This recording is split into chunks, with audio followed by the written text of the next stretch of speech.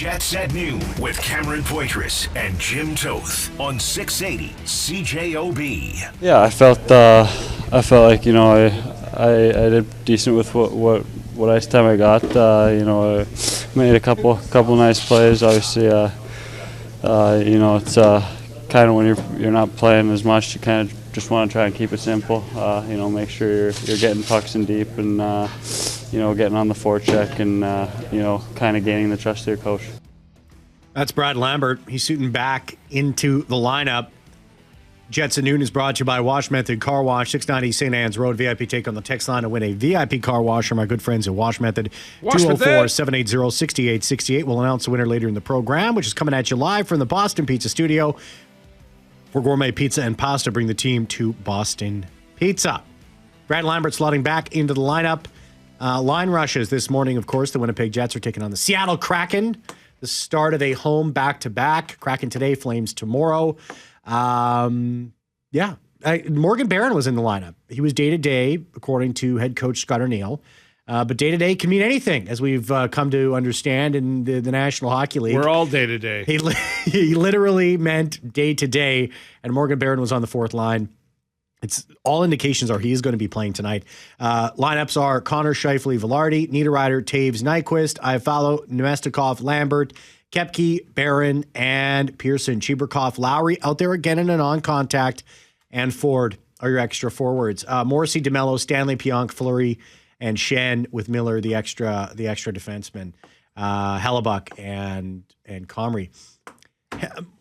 We've been hearing from Scott Arniel, and I want to get into the discipline. He's got a great comment on discipline and the Jets taking too many penalties, and we'll get to that in just a second here.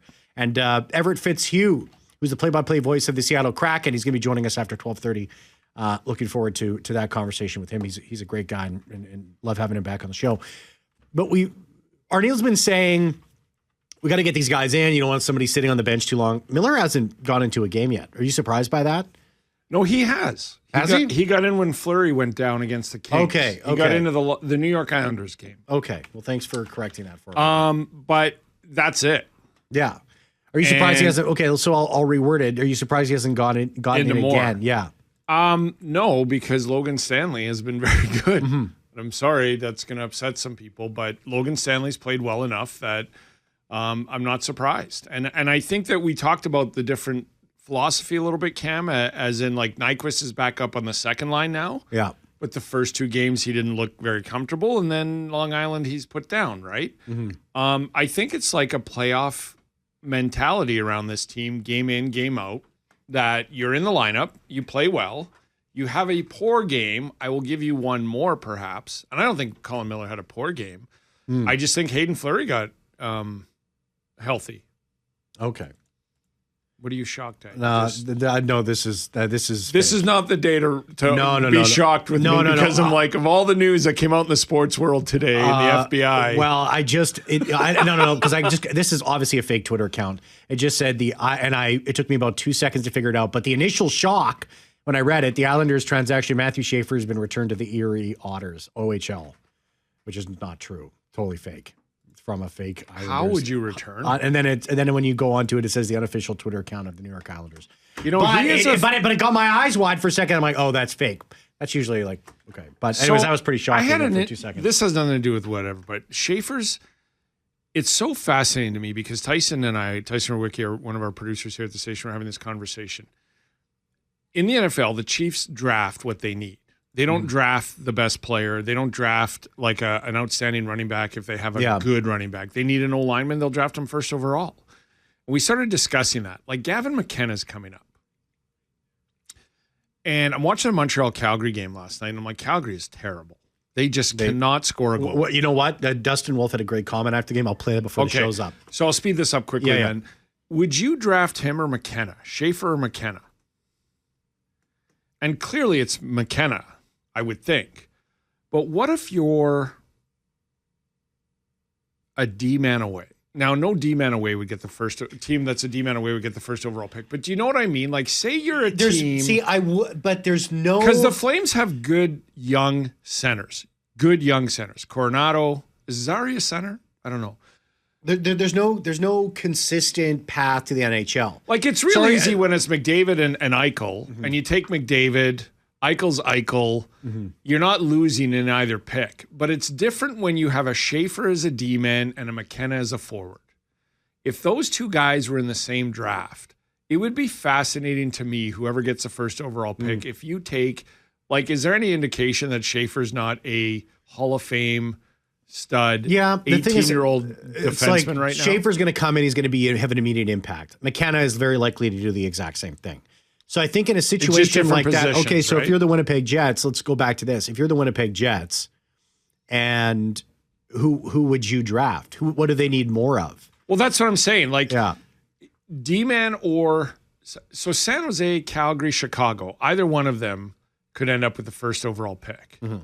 And Schaefer's not in the draft, so this is a hypothetical. But would you go center or would you go D-man when those two prospects would be there?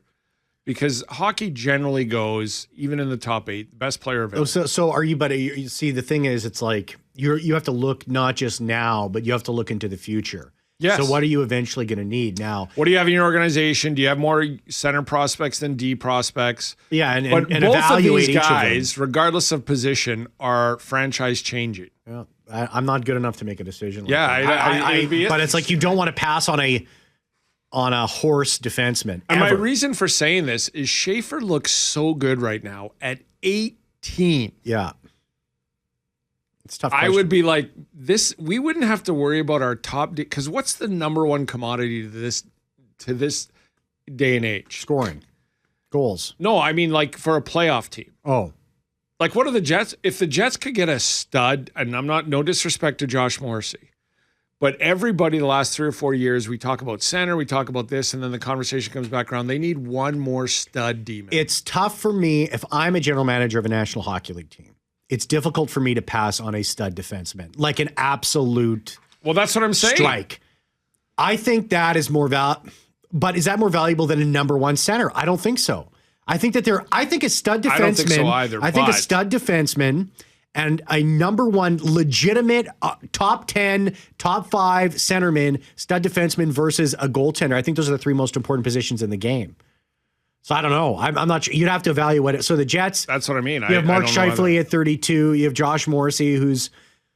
I don't know. I don't know what Jagger you do. coming up. You got Taves is here now for the next year or two. Yep. Anyways, I'm off track here, but we're when you mentioned the name track. Schaefer, it was a fascinating conversation about would teams actually draft a D-man that looks as good as Schaefer over a bona fide. Like it's easy when it's McDavid and Eichel, and they're both centers. And you just pick one, right?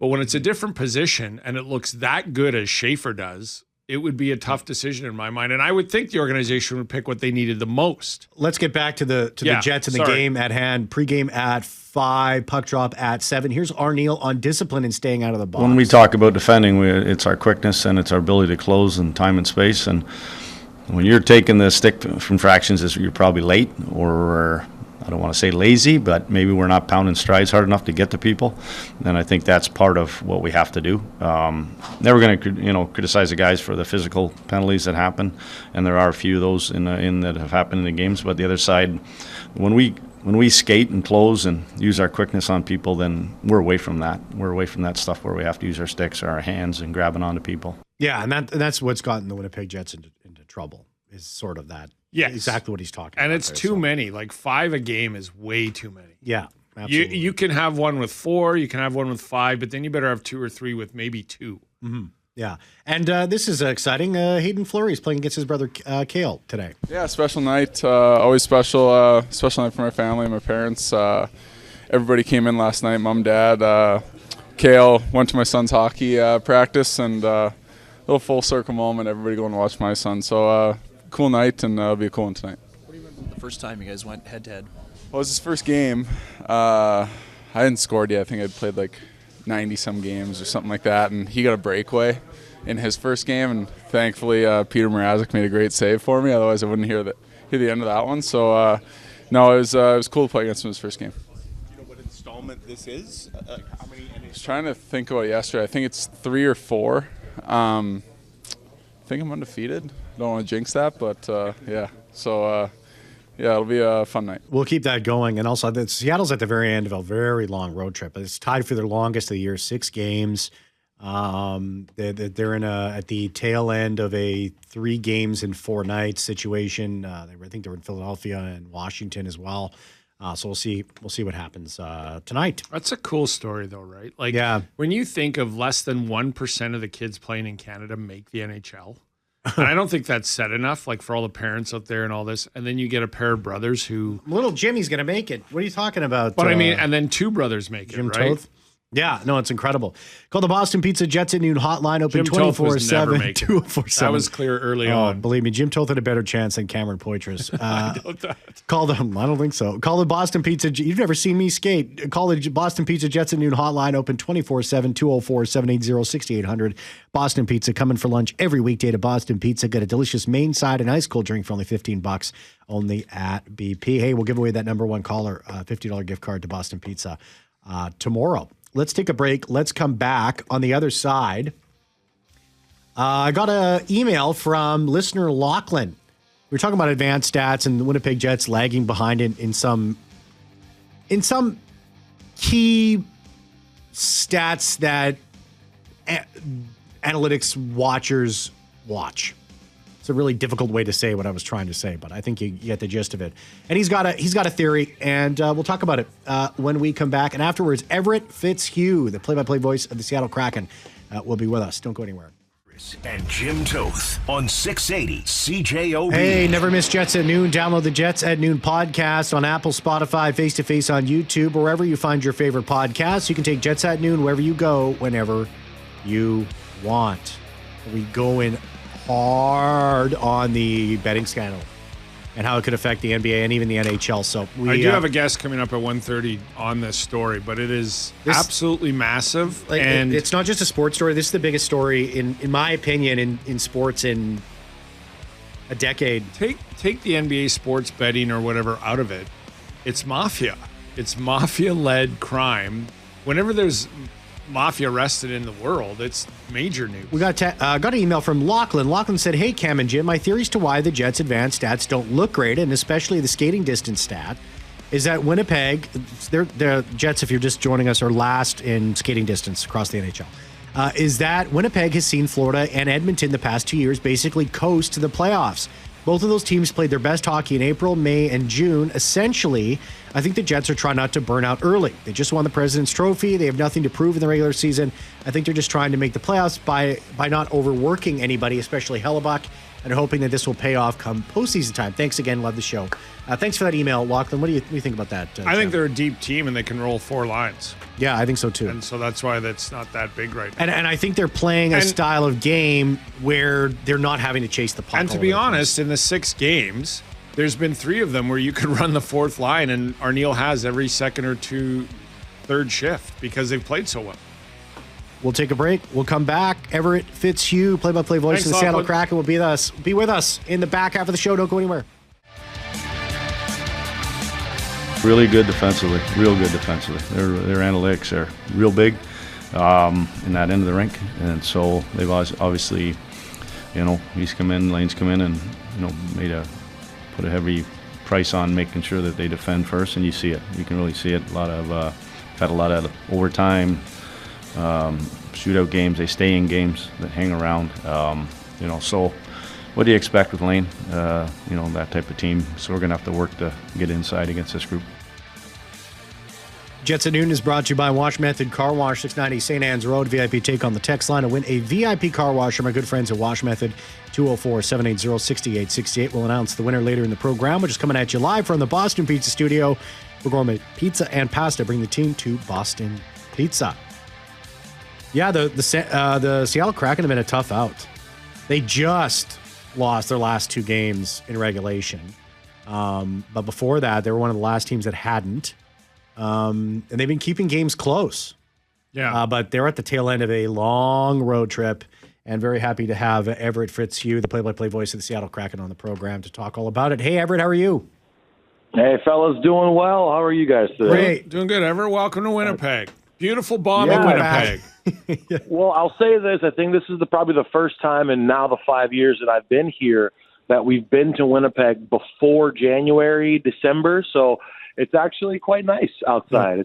I got to go for a walk to dinner last night, and it felt good to get out and see some of this beautiful Winnipeg before the snow and all the cold descends on the city. The crispness. I actually look forward to this time of year. I like the crispness. You could walk to the rink with your tarp off if you want, Everett. No one will bat an eye. I actually walked outside across the street. I didn't have to go through the walkways the entire way. I got to get outside for a little bit. There you go. Now, Perfect. having said that, we fully admit, be careful out there. Oh yeah. No, don't worry. I'm not going to get caught. I don't want to get frozen up into the corner. So Everett, this is tied for the longest road trip of the season for Seattle. I think the one's coming up at the end of March, if I'm not mistaken. The other long one. How are the Kraken dealing with the 6 games? They're on their way back home now. How have you looked at this road trip so far? Yeah, I think, listen, a win tonight, you get back to 500. I think that this team has really impressed in a lot of different areas. And listening to the audio piece that you played coming in, it really has been a defensive style first, defense first, responsibility first. That's the type of structure that Lane wants to play. He wants you to play responsible in your own end. You have to get the puck back first, and then you can start moving up the ice. But the thing that I think that has really been so nice to see is that you've got everyone from your vets all the way down to Berkeley Cat and everybody in between buying into this system. Everyone is on that same page. Everyone wants to play that same way. And when you have everyone on the same page, it makes things a lot easier. Obviously, when you've got 5 guys out of the lineup for the Kraken that are expected to contribute a lot offensively this year, that isn't an ideal situation, but outside of the last 2 games, which Lane Lambert will tell you, he really didn't like, and he was pretty honest about it. I didn't like the way that we played our last 2 games. We have more. We have to play better. I asked him a little bit ago about the second game of the back-to-back and if fatigue played a role in it. And he frankly said, I don't care. We have to win games in the National Hockey League. That is our job, and we just weren't good enough. So he's setting that standard really high. I think everyone's buying into that standard, and you can really see it reflecting within the culture of this team.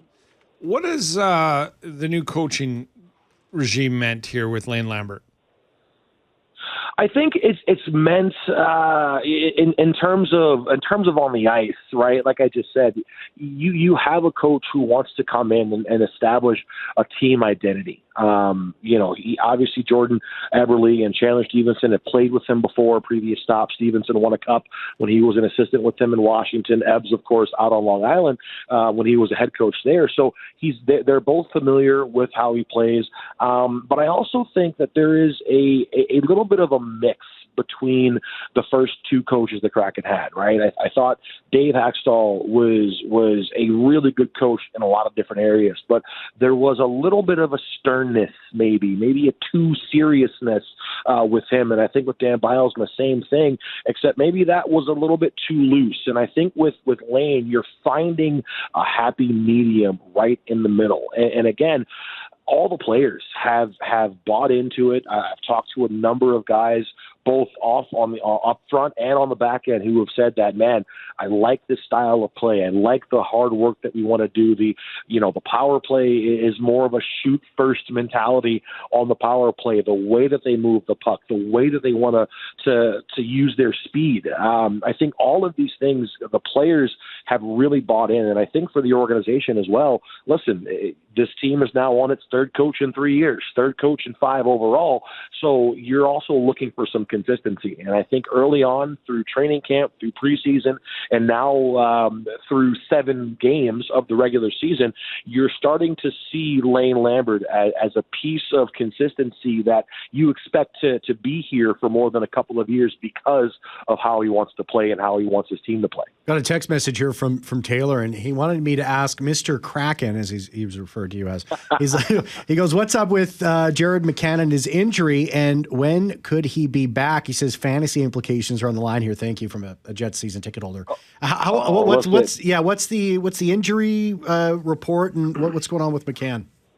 Yeah, so McCann, he is day-to-day. As of right now, officially listed as day-to-day. I don't see him playing here tonight. You've got Capo Caco, Freddie Gaudreau, and Riker Evans all on 4 to 6 week IR. Gaudreau got injured in the Ottawa game last week, so he's going to be out for quite some time. With Capo, Caco, and Riker Evans, you're entering that week 4 of 4 to 6. So I would have to imagine, I think Evans probably is going to come back in the next week and a half or so when this team gets back home.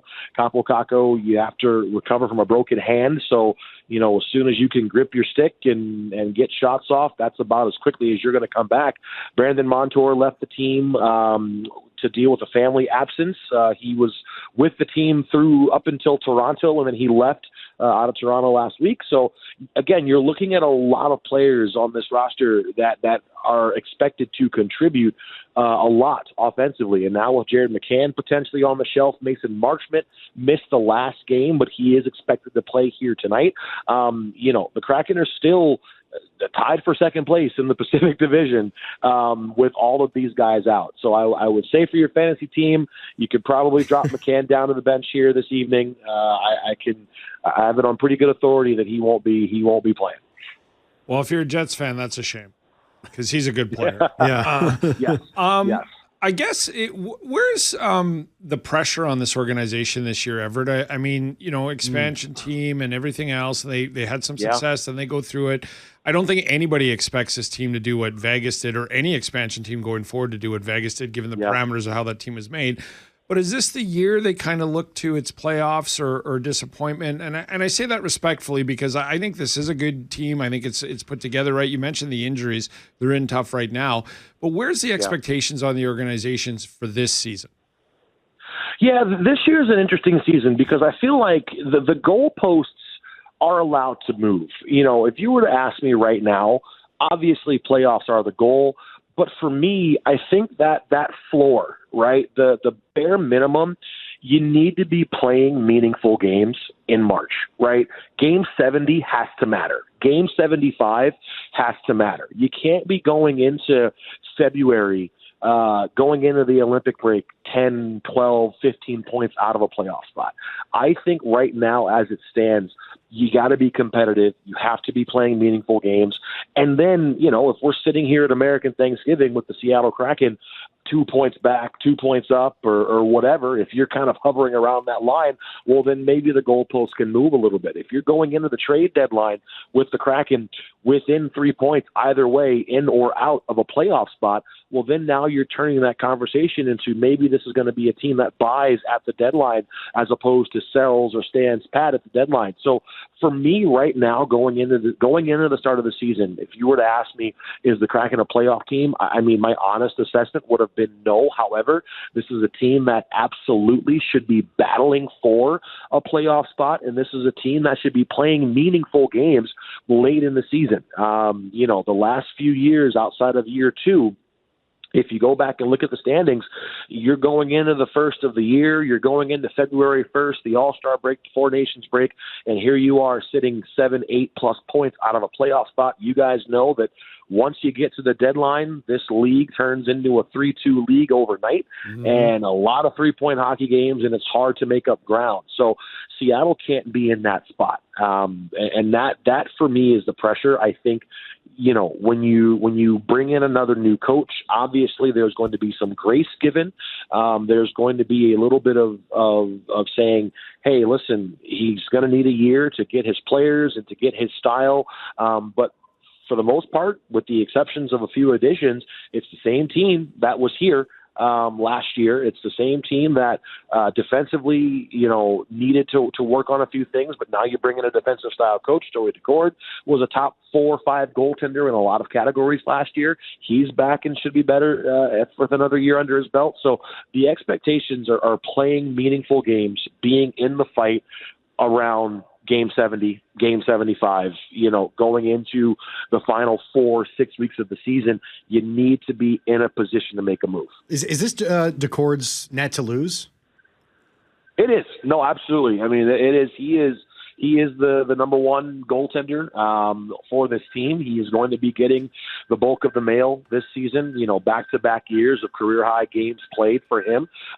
Now, do you necessarily want Joey Daccord playing 50 games, 55 games? No. And I think that's why the Kraken right now are operating on this 3-goalie system. You're trying to see what your viable backup option is. Is it Grubauer? Is it Matt Murray? But Joey Daccord is the number one goaltender on this team until proven otherwise. And he approaches every day as he is the number one goalie and as he is one of the top goalies in the league. That is his belief. That is the team's and organization's belief. So for him, he just has to go out there and do what he's done best. And I think with a defensive-minded coach, last season, when you look at the struggles the Kraken had, it wasn't a personnel issue. It wasn't a defensive personnel. I think it was more of a defensive structure that led to a lot of the challenges the Kraken had to experience last year. But now with a brand new coach, with a brand new system, you're hoping that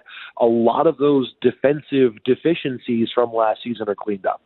Now we just need to convince him to play for Canada instead of the U.S. because he's dual citizen. And we need goalies more than the U.S. needs goalies. That's true. Yeah.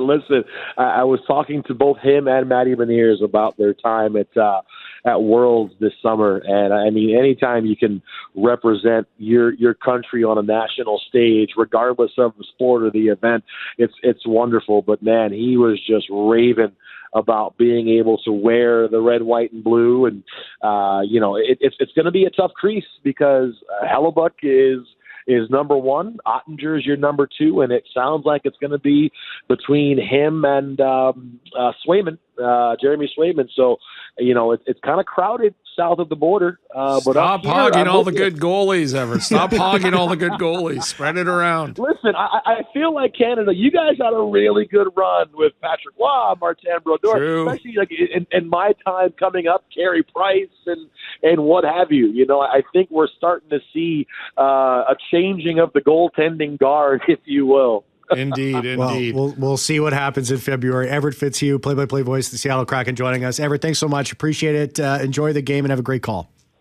Hey, fellas, thanks for the time, man. Always a pleasure. Thanks, Everett, and have a great call tonight. Enjoy the rest of the year. Yeah, same to you. Mr. Chance, get your thoughts on the show today. Call the Boston Pizza Jets at noon hotline, open 24/7, 204-780-6800. Boston Pizza coming for lunch every weekday to Boston Pizza. Got a delicious main side and ice cold drink for only $15 only at BP. I do want to mention this. I just, looking at the Kraken this morning, Troy Bodie is their AHL general manager now, Troy Bodie. And he's a guy I covered when I was doing the Western Hockey League. He won 2 WHL championships and 1 Memorial Cup with the Kelowna Rockets. But he's from Portage la Prairie. And I would see him in the press box over the years. I think he was scouting for Toronto at one time and stuff. But he's worked his way up. He's actually Coachella's general manager now in the American Hockey League. Good for him. Portage la Prairie's own Troy Bodie is a big role in the organization. What do you think of the Kraken? I mean, I'm totally with Everett on this. It's like, if you asked me at the beginning of the season, are they a playoff team? No, but are they going to be in and around it? Yeah. They just have to. Hopefully, they got a new coach. I get it. Yeah, I know you're a fan of Lane Lambert. Yeah, I know you are. If they could give Lane 3 years and be patient, I think they're fine. Like tonight, Kakko, Evans, Villeneuve, Goudreau, McCann, and Montour are all out. That is 6 players. Montour's there. He's their anchor. And then Marchman is expected to be back, but he's listed as day-to-day and stuff. But Vince Dunn's good too. But that's 7 guys out of your lineup. If they can get healthy, I think they'll be in and around it. And I love what he said there. If the organization is fine with them, like say the cutoff line for the playoffs is 94 points and they have 89, 90, hopefully the organization is good with that. And then they continue to build. They draft again. They look at free agent. But that's what I think of them. I do not think they're Utah. I think Utah should make the playoffs. I think so too. But I think they're one step below Utah. We'll be right back. Hey, did you hear Dustin Wolf? He was very polite. I did not hear this. There's a trend in the NHL. It's very hot right now. Goaltenders calling out their the guys in front of them. All media should get goaltender. We just got to get Connor Hellebuck to say something. Come on, Hellebuck. Throw those guys under the bus in front of you. They're not up to snuff. Wouldn't you love to ask Hellebuck about the number of penalties they're taking? Because Because he'd probably say, I'm fine. I love penalty killing. I've killed them all off. Do you know why? Because I'm great at it. I've killed them all off. We'll be right back.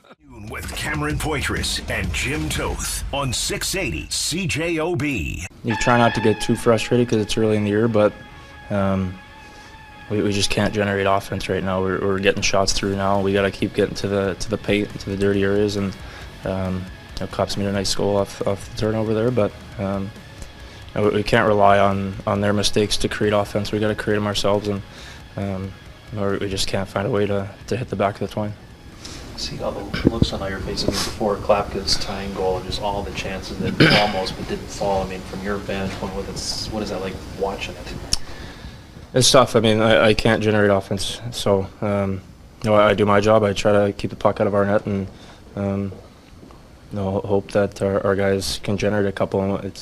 I'm glad we got one there. We got a point, but we got to keep working to find more offense. Yeah, 2-1 loss. To the Habs yesterday by the Flames. 36 shots, though. Yeah, the only goal that they scored was off of like a total blatant turnover, like right in the front. Yeah. I don't know. The Flames are they. You know what? And we had Mark Steven on the show on Monday, and I remember talking to Mark over the summer, and he's like, they have not done enough to address scoring. And I knew that was true, but I was like, well, what did they like? How would they have addressed it? How could they have addressed it? Went out there and got a bunch of players. They're not in a position to be going out and doing that. Well, and to the point, like, would you go sign Nick Ehlers for? He got $8 million. No. Would you give him 9.5? And I don't think he would go. Right? There's not a chance to win there. Yeah. So how do you address it? Is interesting, but. I don't mind those comments. They were respectfully done. Very polite. Very polite. It wasn't calling anybody out. And he's speaking the truth. Yeah. And the forwards on that team know that. Like, we can't buy one right now. But they're in tough. I mean, I go back to that tweet I saw on X 2 weeks ago that the Flames are finally what we thought they were. And they're not going to luck themselves into 96 points. And I don't think they are. Look, there's no disrespect losing a game 2-1 in overtime or losing to the Jets 2-1 in regulation. There's no disrespect, but it's been all 7 games. They can't score, right? Now, if they were getting hammered 6-1 every game, then I'd be like, this team is a disaster. There are pieces there. They work hard. They're just not good enough. Yeah, no, that's for sure. 204-780-6868. Yeah, well, pregame at 5. Brad Lambert versus his uncle tonight. That's right. You mentioned that. Yeah. I remember that grade 9 Christmas gift was junk, Uncle Lane. So I'm coming at you. Pregame at 5, play-by-play at 7. Kraken today, Flames tomorrow. They'll be here on Friday. See ya.